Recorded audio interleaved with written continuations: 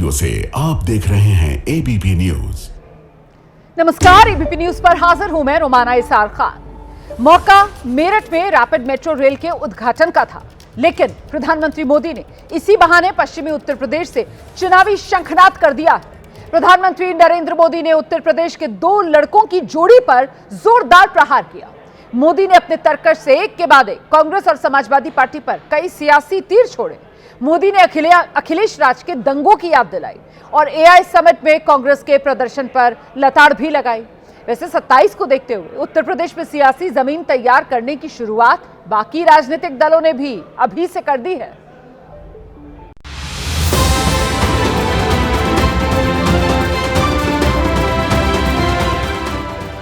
मेरठ की इस धरती से मेरा भी एक विशेष नाता रहा है। जब 2014 के चुनाव हुए, 2019 के चुनाव हुए और 2024 के लोकसभा चुनाव हुए, तो मेरठ से ही मेरी चुनावी सभाओं की शुरुआत हुई।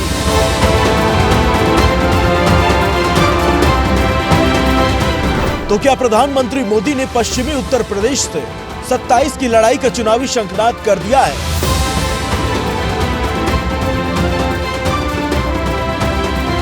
यूपी विधानसभा चुनाव में वैसे तो अभी 1 साल का वक्त है और आज का मौका मेरठ मेट्रो और नमो भारत रैपिड रेल को हरी झंडी दिखाने का था, लेकिन पीएम मोदी कांग्रेस और समाजवादी पार्टी पर जिस तरह बरसे वो बताता है कि बीजेपी ने चुनावी अंगड़ाई ले ली है। 27 का एजेंडा सेट हो गया है, जिसके लिए सियासी जमीन तैयार हो रही है।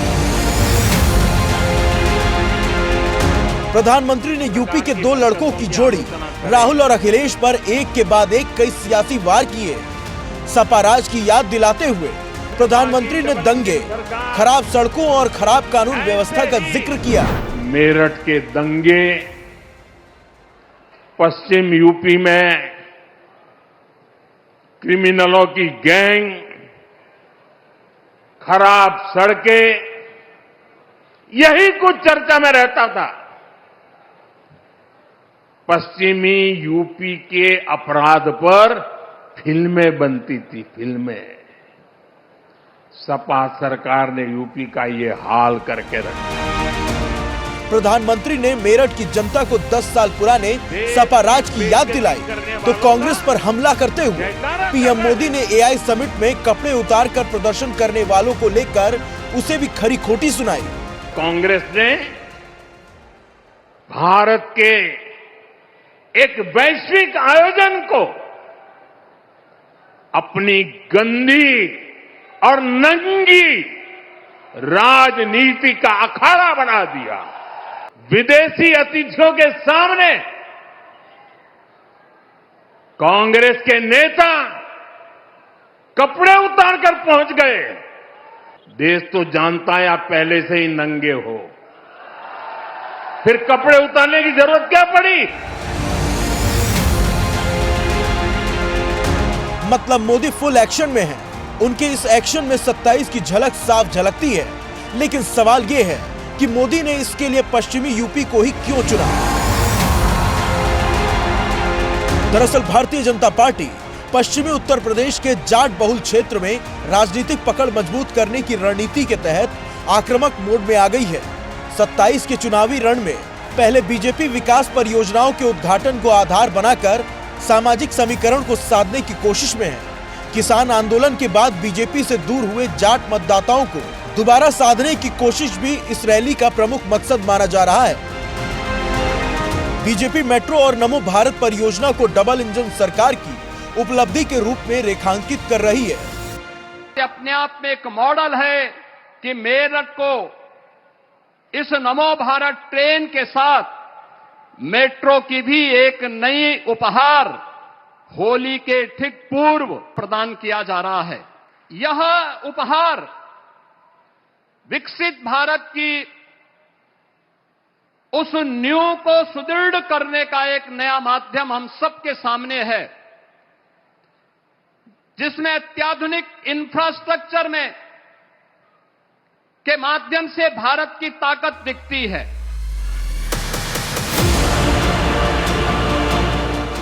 लेकिन कहानी इतनी भर नहीं है। पश्चिमी यूपी के जरिए बीजेपी यूपी की पॉलिटिक्स में अपने बिगड़े क्षेत्रीय संतुलन को भी साधने की कोशिश कर रही है।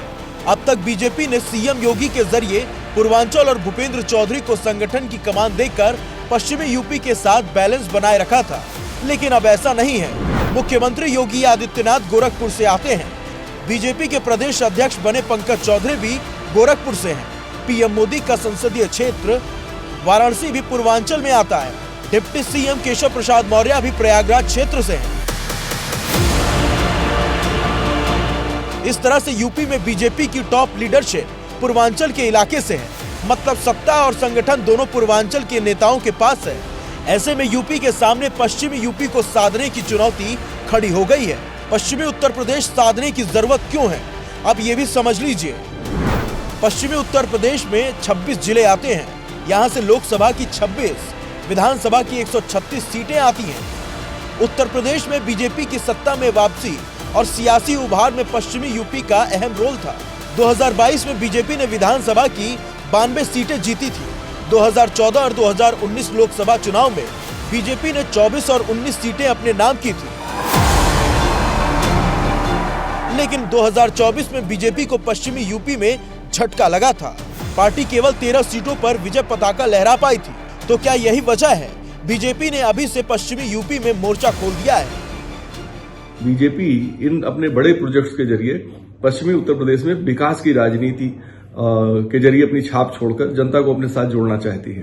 अब देखना है कि बीजेपी इसमें कितना कामयाब होती है, क्योंकि अगर 2022 और 2024 विधानसभा और लोकसभा के चुनाव को देखें तो बीजेपी के लिए ये पूरा इलाका बड़ा चुनौतीपूर्ण रहा है। वैसे सियासत के इस खेल में बाकी खिलाड़ी भी पीछे नहीं हैं। सियासी तीर विपक्ष की तरफ से भी लगातार चल रहे हैं। समाजवादी पार्टी अपनी राजनीतिक रणनीति के हिसाब से 27 के लिए मोर्चाबंदी कर रही है।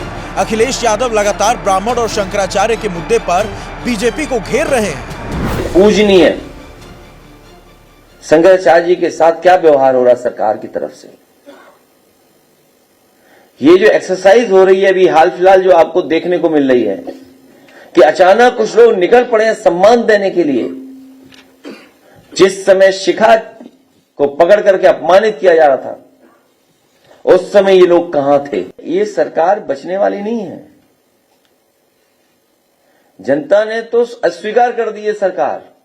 अब बस जनता इंतजार कर रही है कि कब वोट डालने का मौका मिलेगा। इसीलिए मैं कह रहा हूं कि जितनी पीड़ा बढ़ेगी उतना हमारा पीडीए बढ़ेगा। इस सियासी घेराबंदी में भी कांग्रेस पीछे नहीं है। एक जवाब राहुल गांधी की बात का दे पाए? आप पार्लियामेंट छोड़कर चले गए, आप में हिम्मत नहीं है। ओपन बहस करिए ना, सब सेंसर हटा दीजिए, ओपन बहस करिए। चैलेंज है, राहुल गांधी को सुन लीजिए और आपको सुन लीजिए, देश जान जाएगा। देश के अंदर राहुल गांधी राहुल गांधी राहुल गांधी जो इन लोगों का मुकाबला कर सकता है। 27 के सियासी अखाड़े में बसपा सुप्रीमो मायावती ने भी अपना दमखम दिखाना शुरू कर दिया है। आज उनके लखनऊ आवास पर राष्ट्रीय कार्यकारिणी बैठक हुई। कुल मिलाकर 27 से पहले सभी ने अपने पत्ते खोलने शुरू कर दिए हैं। बाजी कौन मारेगा ये देखने वाली बात होगी।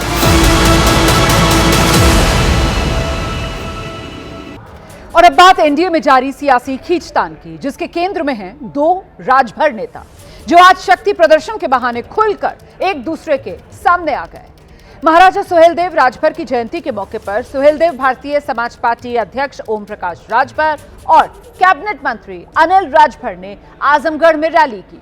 अच्छा, खास बात यह है इन दोनों नेताओं की ये रैली एक दूसरे से कुछ ही दूरी पर हुई है, जिसके बाद अब सवाल पूछा जा रहा है, क्या एनडीए में सब कुछ ठीक नहीं है?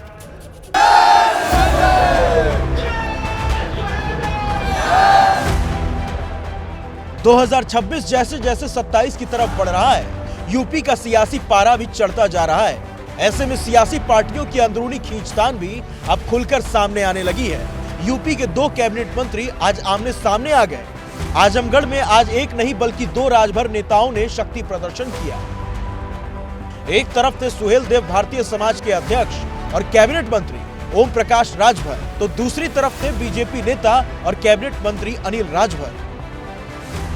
मौका महाराजा सुहेलदेव राजभर की जयंती का था। ऐसे में दोनों नेताओं ने अपनी अपनी ताकत दिखाने की कोशिश की। ओपी राजभर की महारैली की खास बात यह है, इसमें 10,000 प्रबुद्ध ब्राह्मण समाज को बुलाया गया था। ओपी राजभर की कोशिश इस महारैली के जरिए गाजीपुर मऊ के बाद आजमगढ़ के सामाजिक आधार को बढ़ाना, रैली के जरिए ताकत दिखाकर गठबंधन से ज्यादा सीटों पर बार्गेनिंग पावर हासिल करना, ब्राह्मणों के सामने ब्राह्मणों को सम्मान देकर यह संदेश देना कि एनडीए में ही उनका हित सधेगा। राजभर के अलावा अति पिछड़े वोट बैंक को भी साधने की है। प्रबुद्ध ब्राह्मण समाज जो यहाँ शंख बजा के आह्वान किया कि अब आने वाले 2027 के चुनाव का जो शंखनाद किया कि सुहेल देव भारतीय समाज पार्टी के सहयोग से एनडीए गठबंधन उत्तर प्रदेश में सरकार बनाने का काम करेगा। सुभाषपा ने 2022 विधानसभा चुनाव में सपा के साथ गठबंधन किया था। 18 सीटों पर चुनाव लड़ा था, 6 सीटों पर जीत मिली थी। वहीं बस्ती, मऊ, बलिया और जौनपुर में उसके एक प्रत्याशी जीते थे।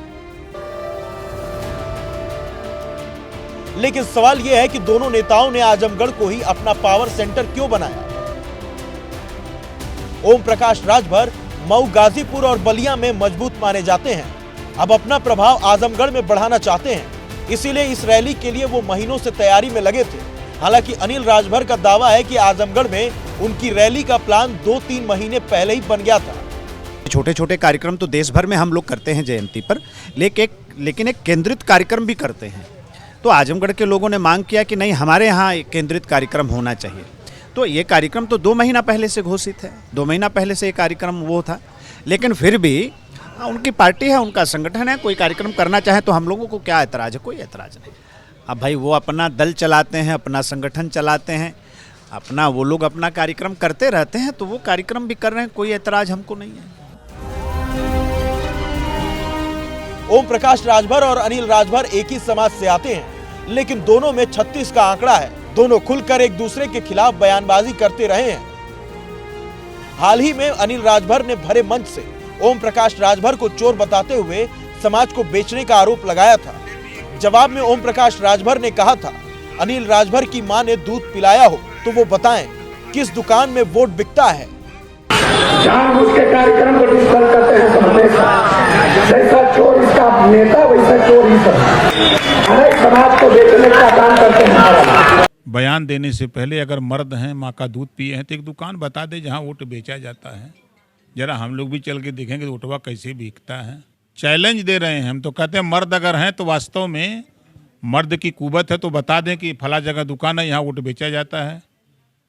एक चुनौती बता दें कहीं हो तो। दोनों राजभर नेताओं की ये लड़ाई अब खुलकर सामने आ गई है। ऐसे में देखना होगा कि 27 से पहले इसका कोई समाधान निकलता है या बात आगे तक जाती है। उत्तर प्रदेश में शंकराचार्य स्वामी अभिमुक्तेश्वरानंद सरस्वती पर एफआईआर का मामला गजब सियासी रंग ले चुका है, क्योंकि सूबे की सियासत अपने अपने चश्मे से इस मामले को देख रही है। अच्छा, कोई तो इसे साजिश बता रहा है और कोई कानून की सख्ती के तौर पर इसे देख रहा है, लेकिन सच क्या है ये ना तो नारों से तय होगा और ना ही आरोपों से तय होगा, बल्कि सबूतों और अदालत की कसौटी पर ही असली सच सामने आएगा। पर उत्तर प्रदेश की राजनीति में धर्म और सत्ता का ये टकराव आने वाले दिनों में और गरमाएगा या ठंडा पड़ेगा, फिलहाल ये बड़ा सवाल बना हुआ है। और सवाल तो ये भी पूछा जा रहा है, क्या उत्तर प्रदेश में धर्म और राजनीति की जंग अब अदालत की दहलीज तक पहुंच गई है? मामला संवेदनशील है, पूरे प्रदेश की नजर इसी पर आकर टिक गई है।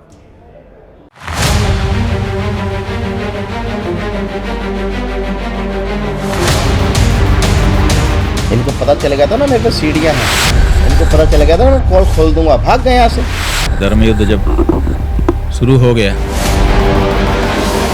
हमने कभी आदरणीय पूजनीय रामाचार्य जी पर 420 का मुकदमा था वो वापस लिया, मुझे उन्हें जेल भेज देना चाहिए था। कि शंकराचार्य नहीं लिख सकता। वस्त्र पहनने से और कान छिनाने से कोई योगी नहीं हो सकता। जब कोई हिस्ट्री सीटर शंकराचार्य जी के ऊपर तब एफआईआर करवाता है जब शंकराचार्य जी गोरक्षा की बात करते हैं, जब शंकराचार्य जी हिंदू हित की बात करते हैं, तब उनके ऊपर ऐसे षड्यंत्र किए जाते हैं। जो गिरफ्तारी करना चाहते हैं वो गिरफ्तारी करना चाहें तो करें। 100 विधायक लाइए और मुख्यमंत्री बन जाइए। यूपी की सियासत में एक नया मोड़ आ गया है और इस बार सेंटर में है शंकराचार्य स्वामी अभिमुक्तेश्वरानंद सरस्वती। यौन शोषण के आरोप में एफआईआर दर्ज होने के बाद मामला अब सिर्फ कानूनी नहीं बल्कि पूरी तरह सियासी रंग ले चुका है। प्रयागराज की स्पेशल पॉक्सो कोर्ट के आदेश पर शंकराचार्य स्वामी अभिमुक्तेश्वरानंद सरस्वती के खिलाफ हुई एफआईआर के बाद सत्ता के गलियारों और सनातनी खेमे में भूचाल सा गया है, क्योंकि मामला नाबालिग बच्चों के यौन उत्पीड़न का है और आरोप बेहद संगीन। लिहाजा स्वामी अभिमुक्तेश्वरानंद पर गिरफ्तारी की तलवार भी लटक रही है। हालांकि स्वामी अभिमुक्तेश्वरानंद ने आरोपों को सिरे से खारिज किया है। उनका कहना है कि ये फर्जी शिकायत है और वो न्यायपालिका पर पूरा भरोसा रखते हैं। उन्होंने ये भी कहा कि गौ माता की आवाज उठाने की वजह से उनके साथ ये सब हो रहा है। साथ ही ये भी कहा कि उनकी गिरफ्तारी भी की जा सकती है, लेकिन वो इसके लिए तैयार बैठे हैं और कहीं भागेंगे नहीं। शंकराचार्य ने शिकायतकर्ता आशुतोष ब्रह्मचारी को हिस्ट्री शीटर भी बताया। धर्म युद्ध जब शुरू हो गया तो बम गोले तो सामने की ओर से आएंगे ही, इसलिए ये तो अनुमान था कि प्रहार होंगे, लेकिन इतना नीच प्रहार होगा इसकी कल्पना नहीं थी। फिलहाल वो भी देख लिया जा रहा है कि गौ हत्यारे कितनी नीचता पर जा सकते हैं। अगर किसी के ऊपर आरोप लगता है तो उसको तैयार रहना पड़ता है आरोप को अपने ऊपर से हटाने के लिए, और उसको अगर वो गलत है तो गलत सिद्ध करने के लिए। तो स्वाभाविक है कि हम भी तैयार हैं। जिस तरह से मुख्यमंत्री का रुख है और मुख्यमंत्री की पुलिस काम कर रही है, जिस तरह से उन्होंने बटुकों के ऊपर और संतों सज्जनों के ऊपर लाठी पिछले दिनों चलाई थी, अपमानित किया था, उससे और पता है कि ऐसी संभावना का जरूर वो लाभ उठा सकते हैं। सबको पता है कि वो ये करेंगे, इसमें क्या कल्पना करनी है। जो गिरफ्तारी करना चाहते हैं वो गिरफ्तारी करना चाहें तो करें। जब हिस्ट्री शीटर है तो वो कैसे साधु का वेश धारण करके कैसे घूम रहा है और दूसरे लोगों को अपने चपेट में कैसे झूठे रूप से ले रहा है, इसके बारे में तो कुछ बात नहीं है। तो इसका मतलब है कि एक व्यक्ति अपराध करेगा और अपराध करके वो खुला घूमेगा और जो निरपराध लोग हैं उनको अपने अपराध के चंगुल में फंसाएगा। तो स्वामी अभिमुक्तेश्वरानंद खुद पर लगे आरोपों को साजिश बता रहे हैं और योगी सरकार को दोबारा चैलेंज भी कर रहे हैं। लेकिन सबसे बड़ी बात ये कि अभिमुक्तेश्वरानंद के खिलाफ यौन शोषण की शिकायत आशुतोष ब्रह्मचारी महाराज ने की है और आशुतोष ब्रह्मचारी महाराज को अभिमुक्तेश्वरानंद शंकराचार्य रामभद्राचार्य का चेला बताते हैं। आशुतोष ब्रह्मचारी ने अभिमुक्तेश्वरानंद पर जो आरोप लगाए हैं और जो दावा किया है वो बेहद गंभीर है। देखिए, छोटे छोटे बच्चों के साथ अभिमुक्तेश्वरानंद कुकर्म करते थे, लैंगिक अपराध करते थे और सबसे पहले इनके जो शिष्य है मुकुंदानंद, वह उस अपराध को करके दिखाता था, बताता था कि ऐसे ऐसे आप करिए और उसके बाद गुरु सेवा मिलेगी। जब बच्चों को, छोटे छोटे बच्चों को ऐसा बताया जाता है गुरु में, तो उन्होंने भी उस तरह करना पड़ा उनको मजबूरी। कोर्ट ने आदेश सीधा सीधा एफआईआर दर्ज करने के साथ साथ विवेचना प्रथम पायदान तक आदेश दिया है कि जो सीडियां, जो पेन ड्राइव हमने साक्ष्य के रूप में दिया है, इसकी सारी तहकीकात करके न्यायालय को भेजे। स्वामी अभिमुक्तेश्वरानंद के खिलाफ प्रयागराज कोर्ट ने मामले में आदेश दिए और शनिवार देर शाम एफआईआर दर्ज की गई। इसमें पहले मुख्य आरोपी के नाम पर स्वामी अभिमुक्तेश्वरानंद का नाम दर्ज है, जबकि दूसरा नाम उन्हीं के शिष्य मुकुंदानंद ब्रह्मचारी का है। इसके अलावा 2 से 3 अज्ञात लोगों को भी मामले में आरोपी बनाया गया है। स्वामी अभिमुक्तेश्वरानंद के खिलाफ दर्ज एफआईआर में शिकायतकर्ता की तरफ से जो बताया गया उसके मुताबिक अभिमुक्तेश्वरानंद द्वारा 14 और 17 साल की उम्र के 2 नाबालिग शिष्यों का यौन शोषण किया गया और ये सब जनवरी 2025 से माघ मेला 2026 के बीच किया गया। यौन शोषण जैसे घिनौने इस अपराध को प्रयागराज में अंजाम दिया गया। एफआईआर के मुताबिक अभिमुक्तेश्वरानंद ने महाकुंभ 2025 के दौरान नाबालिग बच्चों का यौन शोषण किया। बच्चे पर गुरु सेवा आशीर्वाद के नाम पर दबाव डाला। एफआईआर में लिखा गया कि पीड़ित को अभिमुक्तेश्वरानंद के साथ सोने को मजबूर किया गया। बारी बारी से दोनों नाबालिगों के साथ यौन शोषण किया गया, लेकिन एक दिन दोनों पीड़ित मौका पाकर अभी मुक्तेश्वरानंद के चंगुल से भाग निकले और आशुतोष ब्रह्मचारी महाराज से पीड़ितों ने मिलकर मदद मांगी। इसके बाद झूसी पुलिस को पहली शिकायत 24 जनवरी 2026 को दी गई। पुलिस ने शिकायत दर्ज नहीं की। पीड़ितों को फोन पर धमकियां भी दी गई और फिर आखिर में 8 फरवरी को याचिका दायर कर कोर्ट का सहारा लिया। लेकिन ये मामला अब सिर्फ कोर्ट तक सीमित नहीं है, क्योंकि ये अब यूपी में नया सियासी संग्राम बन गया है। अभी मुक्तेश्वरानंद के खिलाफ एफआईआर को लेकर सपा प्रमुख अखिलेश यादव ने तीखी प्रतिक्रिया दी है और इस मुद्दे को सियासी बहस का मुद्दा भी बनाया। सीएम योगी का नाम लिए बिना अखिलेश यादव ने प्रदेश सरकार और मुख्यमंत्री पर तंज कसते हुए कहा, सिर्फ कपड़ों और दिखावे से कोई योगी नहीं बन जाता। हमारी गीता में लिखा है कि माया में रह करके माया से दूर हो, और जो दूसरे का दुख अपना दुख समझे वो है योगी। कि वस्त्र पहनने से और कान छिनाने से कोई योगी नहीं हो सकता। बताइए, हमारे समाज के सबसे पूजनीय शंकराचार्य जी के साथ क्या व्यवहार हो रहा सरकार की तरफ से। ये जो एक्सरसाइज हो रही है अभी हाल फिलहाल जो आपको देखने को मिल रही है कि अचानक कुछ लोग निकल पड़े हैं सम्मान देने के लिए। जिस समय शिखा को पकड़ करके अपमानित किया जा रहा था, उस समय ये लोग कहां थे? उसी समय उन्हें जाना चाहिए था संगम किनारे। हमारे पूज्य शंकराचार्य जी कई दिनों धरने पे बैठे रहे वहां पर। उस समय सर्दी पीक पे थी। सिर्फ इतना ही नहीं, अखिलेश यादव ने यूपी के डिप्टी सीएम केशव प्रसाद मौर्य और ब्रजेश पाठक को खुला ऑफर दे दिया, 100 विधायक ले आइए और मुख्यमंत्री बन जाइए। हम लोग ऑफर देते हैं, वो फिर रिवाइव करते हैं ऑफर दोबारा। 100 विधायक लाइए और मुख्यमंत्री बन जाइए। और अब बड़ा दारोमदार है ईशान किशन पर, क्योंकि साउथ अफ्रीका ने पहले बल्लेबाजी करते हुए 7 विकेट के नुकसान पर 187 का स्कोर खड़ा कर दिया है। टीम इंडिया के सामने लक्ष्य 188 का है। विशाल स्कोर साउथ अफ्रीका ने बना लिया है। देखिए, कहां तो एक वक्त हालत ये थी कि 20 रन पर 3 विकेट साउथ अफ्रीका की टीम के गिर चुके थे, लेकिन उसके बाद जिस तरीके से मिलर और ब्रेविस की जोड़ी जो है वो पिच पर टिकी, उसी की बदौलत इस वक्त 187 का स्कोर बना लिया है साउथ अफ्रीका की टीम ने। टीम इंडिया को लक्ष्य 188 का। बुमराह ने 3 विकेट चटकाए हैं, अर्शदीप को 2 विकेट मिले हैं। भारत को जीत के लिए अब 188 रन का लक्ष्य हासिल करना होगा। विशाल लक्ष्य है। नरेंद्र मोदी स्टेडियम को देखते हुए, पिच की कंडीशंस को देखते हुए और अभी तक जिस तरीके की गेंदबाजी हुई है और जिस तरीके के साउथ अफ्रीका के बल्लेबाजों का बल्ला चला है, ऐसे में 188 रन का ये लक्ष्य। जल्दी से एक रिएक्शन लेंगे। हमारे साथ हमारे सहयोगी जीएस विवेक स्टूडियो में मौजूद है। विवेक, कहां तो मामला 20 पर 3 का था और कहां 117 पर 4, पूरी तस्वीर वहीं से बदल गई। अच्छा, मोहम्मद कैफ हमारे साथ जुड़ गए। सीधे जरा आपको पहले कैफ भाई के पास लेकर चलेंगे। कैफ भाई, विशाल स्कोर?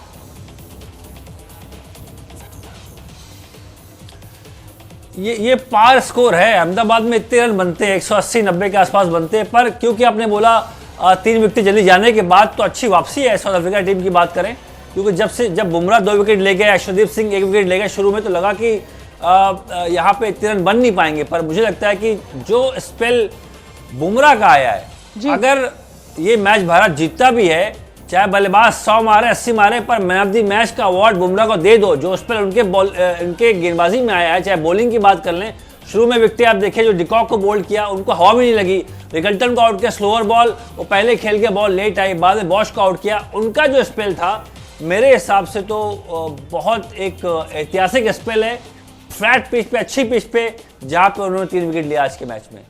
देखो, जरा बॉलिंग का एक स्कोर कार्ड हमने तैयार किया है, वो दर्शकों को दिखा देते हैं किस तरीके से हमारे गेंदबाजों ने साउथ अफ्रीका के बल्लेबाजों को वापस पवेलियन लौटाया।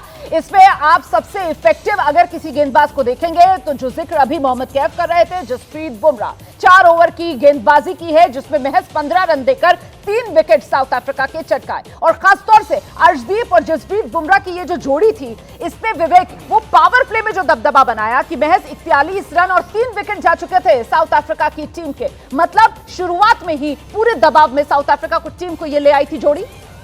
बिल्कुल, अगर आप देखें तो पूरे पारी में 2 बार कमबैक हुआ है। पहली बार कमबैक जो हुआ है वो साउथ अफ्रीका का हुआ, जिस तरीके से 20 रन पर 3 विकेट गिरने के बाद डेवाल ब्रेविस और जो है डेविड मिलर ने जो पारी खेली, जो पार्टनरशिप करी। और सबसे खास बात यह है कि भारत जो 7 से 14 ओवर का जो एक फेज होता है, जो मिडिल इनिंग्स का जो फेज होता है, उसमें सबसे ज़्यादा रन जो है साउथ अफ्रीका ने बनाए। तकरीबन 12 रन के पर ओवर के हिसाब से उन्होंने रन बनाए। वरुण चक्रवर्ती और वॉशिंगटन सुंदर 64 रन जो है उनको पड़े हैं सिर्फ 6 ओवर में टोटल मिला के दोनों स्पिनर्स को। और जो एक टैक्टिकल कॉल था यहाँ पर सूर्य कुमार यादव का कि अक्षय पटेल को ना खिला के वॉशिंगटन सुंदर को खिलाना, जिनसे उन्होंने सिर्फ 2 ही ओवर कराए। आप कह रहे थे ना लगातार कि ये टैक्टिकल कॉल है, लेकिन कैफ भाई हम लोग जब मैच देख रहे थे तो कितने फैंस हमारे साथ टीम इंडिया के मौजूद थे और उनकी तरफ से बार बार ये कहा जा रहा था कि साहब ये टैक्टिकल कॉल क्या कहीं पर आपको लगता है कि इसमें कोई चूक रह गई? अक्षर पटेल को ही खिला लेना चाहिए था।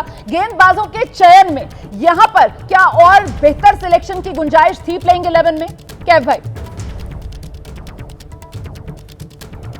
कि ये मैंने आपको शो में पहले बोला था कि ये भारतीय टीम की कमजोरी है। अगर बुमराह और अर्शदीप सिंह का मैं नाम लिया था, वरुण को मार पड़ गई। 3 गेंदबाज के अलावा गेंदबाजी नहीं है। सही, ये सच्चाई है, ये सच्चाई है, क्योंकि हार्दिक पांड्या को मार पड़ी, वरुण को कभी कभी चलिए आज मार पड़ गई, वैसे अमूमन अच्छी गेंदबाजी करते हैं और एक आध दिन वरुण का खराब जाएगा। पर जो उनका 5वां 6वां गेंदबाज है सुंदर और दुबे, मैं वहां सहमत नहीं हूं। मुझे लगता है कि देखिए जहां आप खेलते हो दुबई में या कोलंबो में, जहां टर्निंग पिच है वहां तो ठीक है, पर अच्छी पिच पे जो एक इतिहास गवाह है कि जहां पे फ्लैट पिच होती है, हाई स्कोरिंग मैचेस होते हैं, वहां पे आपको 6 प्रॉपर गेंदबाज चाहिए होते हैं। हाँ। तो ये नियम है खेल का कि जहां पे अच्छी पिच पे 6 गेंदबाज चाहिए, वहां पे आप पार्ट टाइमर्स जो आपके इतने ज्यादा विकेट टेकर नहीं है, सुंदर कभी खेलते कभी नहीं खेलते, दुबे को देखिए नो बॉल डाल रहे हैं, फ्री हिट दे रहे हैं। और तो मुझे लगता है कि कहीं ना कहीं वो कमी है जो विश्व कप को जीतने के लिए सामने एक सवाल खड़ा हो सकता है कि जिसे दूर कर लेना चाहिए। बिल्कुल सही कह रहे हैं आप रवीश।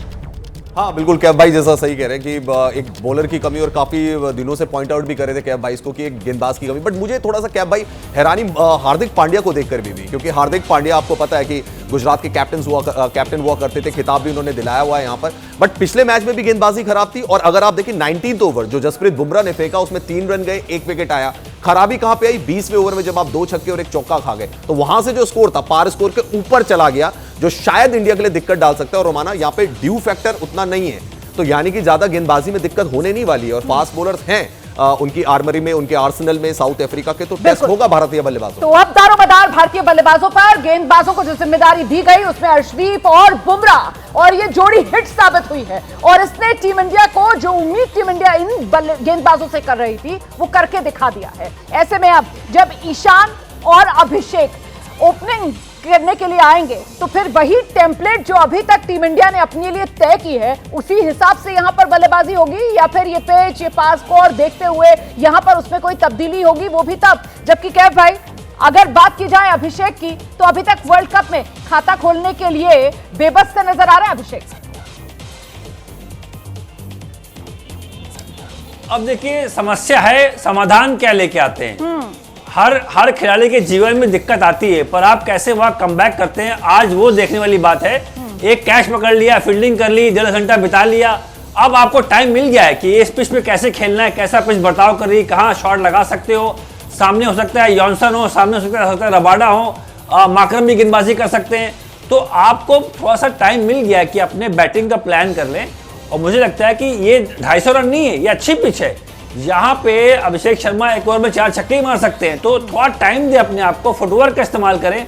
अगर माकरम गेंदबाजी करने आते हैं वहां वो कैसे खेलेंगे अगेंस्ट ऑफ स्पिन, क्या स्लॉक करेंगे या लीन होकर खेलेंगे, पैर निकालेंगे, टाइम लेंगे, पार्टनरशिप बिल्ड करेंगे, फिर शॉट मारेंगे बाद में। तो वो एक सवाल है आज के मैच में। बिल्कुल, हम लगातार जो भारतीय बल्लेबाज हैं उनका दक्षिण अफ्रीका के सामने जो रिकॉर्ड है वो भी दिखा रहे हैं, और किस तरीके से शानदार रिकॉर्ड हमारे बल्लेबाजों का दक्षिण अफ्रीका के सामने है। आंकड़े इसकी गवाही दे रहे हैं। विवेक, जिसका जिक्र अभी कैफ भाई कर रहे थे, जाहिर सी बात है साउथ अफ्रीका ने अपनी तैयारी पूरी की होगी, और ऐसे में अभिषेक शर्मा ओपनर के तौर पर वो जो स्पिनर्स के सामने कुछ जूझते हुए से नजर आ रहे हैं, उनके लिए माकरम तैयार होंगे नई गेंद के साथ।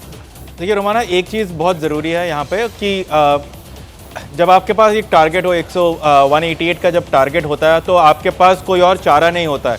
तो आपको रन बनाने पड़ते हैं, तो एक अच्छी चीज है। तो आपको मारना ही पड़ता है। आप इस पे ये 150 160 का टारगेट नहीं है, ये तकरीबन 190 के आसपास का टारगेट है। तो आपको पहले से ही चला के खेलना पड़ता है, पावर प्ले को आपको यूटिलाइज करना पड़ता है। तो ये अभिषेक के लिए अच्छी बात है, क्योंकि उसके पास ऑप्शन बी नहीं है। वो देख के संभल के नहीं खेल सकते, वो जिस तरीके से उनको खेलना आता है उसी तरीके से वो खेलेंगे। सबसे अच्छी बात यह है कि अगर आपने इतना बड़ा स्कोर कर दिया, साउथ अफ्रीका ने टॉस जीतकर जिस वजह से पहले बल्लेबाजी करी वो उन्हें मिल चुका है। एक टारगेट लगाना था, कैफ कह रहे हैं कि ये एक पार स्कोर है, मुझे लग रहा है कि 10-12 रन अबव पार स्कोर है, 175 अबव पार स्कोर है। बट इतना जब टारगेट हो तो आपको पहले से ही चेस करने के लिए करना पड़ता है। और एक और वजह है, जब आपके पास रिंकू सिंह हो जो बॉल नहीं डालते हो और बैटिंग में नंबर 6-7 पर आते हो, तब आपके पास कोई चारा नहीं होता है। 188 का टारगेट अगर इस पूरे टूर्नामेंट में अगर कोई टीम चेस कर सकती है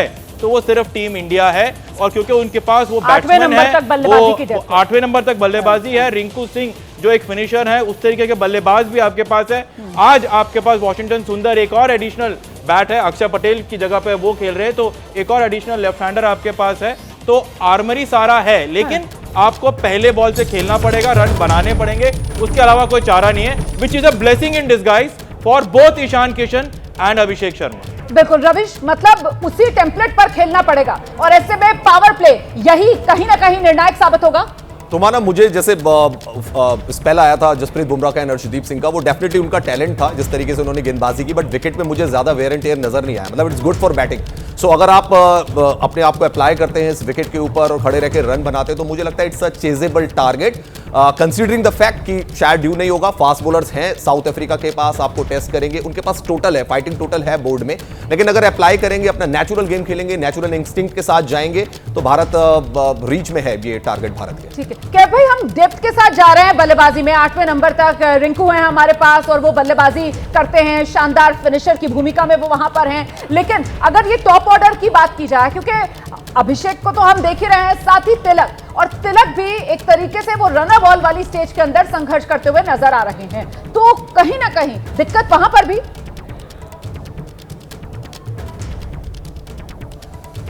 देखिए, मुझे लगता है कि बैटिंग में बहुत गहराई है और सारे बल्लेबाज फॉर्म में चल रहे हैं। चाहे वो दुबे की बात कर लो, हार्दिक पांड्या की बात कर लो, सबके रन बल्ले से रन निकले हैं। इवन रिंकू सिंह भी कई मैचेस में नाबाद गए, 2 बॉल 6-7-8 रन बना के जा रहे हैं। सबके पास बल्लेबाजी का वो जो लय ढूंढते वो है इनके पास। पर मैं देख रहा हूँ कि सामने होंगे रबाडा, जॉनसन, और नई बॉल पे ऑफकोर्स थोड़ा सा बॉल स्विंग होगा, बाउंस होगा। इनके पास लंबे करते गेंदबाज है, इनके पास हाइट काफी है गेंदबाजों में। तो वो एक जो पहला 6 ओवर है, मैं चाहता हूं कि जल्दी मारने के चक्कर में आप ना 2-3 विकेट आप मत गवाओ कि ये ऐसा पिच है कि बाद में स्कोर कर सकते हो। साउथ अफ्रीका ने 6 ओवर के बाद ही डोमिनेट किया है। पहले 6 ओवर तो फंस गए थे वो लोग। तो जो रन बने 6 ओवर के बाद बने, 6 ओवर से 15 ओवर के बीच में, तो ऐसा पिच है जहां पे आप काउंटर अटैक बाद में कर सकते हो। तो अपने आप को पूरा मौका देना चाहिए बतौर बल्लेबाज की, थोड़ा सा आप टाइम लें और आप जमा ले, फिर शॉट लगाएं। बिल्कुल। तो विवेक, आज थोड़ा सा जो टेम्पलेट अभी तक सेट की गई है उससे हटकर खेलने का दिन है। आपके सामने साउथ अफ्रीका की मिसाल है, जो अभी कैफ भाई भी कह रहे हैं कि साहब उनका पावर प्ले आप देखिए ना, वहां पर 6 ओवर में आपने 41 रन ही हासिल किए, 3 विकेट आपने गवा दिए। तो संभल कर खेलने की जरूरत, क्योंकि लक्ष्य 188 का है। नहीं, मैं कैफ भाई से थोड़ा सा सहमत नहीं हूं। हमने इस पहली पारी में अगर कोई सीखा है तो 2 चीजें सीखी है। एक कि जिस तरीके से पहले साउथ अफ्रीका ने कमबैक किया, और उसके बाद जिस तरीके से टीम इंडिया ने कमबैक किया। आखिरी 5 ओवर में टीम इंडिया का कमबैक है। ये स्कोर 210 हो सकता था। अगर ये स्कोर 200 के कम है तो वो इस वजह से क्योंकि इंडियन टीम ने आखिरी के ओवरों में कमबैक किया, विकेट्स लिए और उनके रन को रोका। तो इसीलिए मैं कह रहा हूं कि अगर आपको इतना बड़ा टारगेट चेस करना हो और आपके पास इतनी बड़ी बैटिंग लाइनअप हो, तो आपको उनको प्रेशर में डालना पड़ेगा, उनके फास्ट बॉलर्स को अटैक करना पड़ेगा, क्योंकि साउथ अफ्रीका के पास अच्छे फास्ट बॉलर्स हैं। और इस पूरे इनिंग में जसप्रीत बुमराह और Arshdeep Singh, 2 specialist fast bowler जो टीम इंडिया के पास थे, उन्होंने सबसे ज्यादा इंपैक्ट किया है। तो अगर आप फास्ट बॉलर्स पर अटैक नहीं करेंगे तो वहां पर एक प्रॉब्लम हो सकती है टीम इंडिया के लिए। बिल्कुल, फास्ट बॉलर्स पर अटैक करना होगा, ये ही रणनीति अपनानी होगी। वैसे भी स्पिन के सामने हमने देखा है इस टूर्नामेंट में टीम इंडिया थोड़ी सी स्ट्रगल करती हुई नजर आई है। ऐसे में कैफ भाई, कुल मिलाकर मंत्र क्या है अब बल्लेबाजों के लिए? देखिए, अभिषेक शर्मा 3-0 बना के आ रहे हैं, तो ये अलग अलग बॉल गेम है कि आप जाके मारो वैसे वाला वो दबाव, वो ऐसे वाले फॉर्म में नहीं है। तो मैं जब बोलता हूँ टाइम का लेने का मतलब ये नहीं बोलो कि आप 20 बॉल टाइम ले लो, 3-4 बॉल टाइम ले लो, 6 बॉल ले लो, 8 बॉल ले लो, उसका शॉट तो मारना ही है। ये फॉर्मेट की डिमांड है, शॉट तो मारना है। तो कोई बच्चा बोल रहा है कि भाई शॉट लगाना है, ये कोई रॉकेट साइंस नहीं है। मैं बोल रहा हूं कि जब आप चौथे पांचवें गियर पे आना चाहते हो तो क्या आप 3-4 बॉल 5 बॉल दोगे? उतना वक्त होता है हर बल्लेबाज के पास। अभिषेक शर्मा के पास वो कवर अप करने की एबिलिटी है, जहां पे वो एक ओवर में 5 छक्के भी लगा सकते हैं, पर वहां पे थोड़ा सा अपने आप को 5-6-7 बॉल दे सकते हैं आज के मैच में। बहुत शुक्रिया आपका हमारे साथ जुड़ने के लिए। मैच के बाद आपसे फिर मुलाकात होगी इस उम्मीद के साथ कि टीम इंडिया आज दक्षिण अफ्रीका की टीम को ढेर करे। लक्ष्य टीम इंडिया के सामने 188 का है, जिसे चेस करने के लिए भारतीय बल्लेबाज मैदान पर उतरते हुए।